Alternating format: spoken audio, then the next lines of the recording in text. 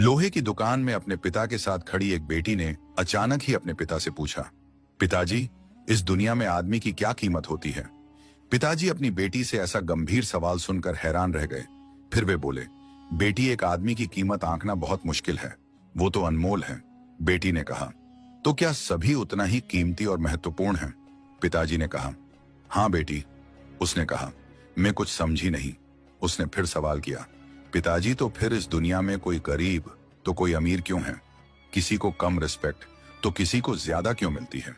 ये सवाल सुनकर पिताजी कुछ देर तक शांत रहे और फिर बेटी से स्टोर रूम में पड़ी एक लोहे की रॉड लाने को कहा। रॉड लाते ही पिताजी ने पूछा, इसकी क्या कीमत होगी? बेटी ने कहा, 200। पिताजी बोले, अगर मैं इसके बहुत से छोटे छोटे कील बना दूं तो इसकी क्या कीमत हो जाएगी?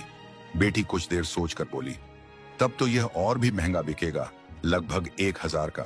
पिताजी बोले, और अगर मैं इस लोहे से घड़ी के बहुत सारे स्प्रिंग बना दूं तो? बेटी कुछ देर गणना करती रही और उत्साहित होकर बोली, तब तो इसकी कीमत बहुत ज्यादा हो जाएगी।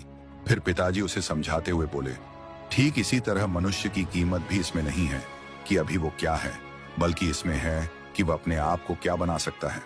बेटी अपने पिता की बात समझ चुकी थी।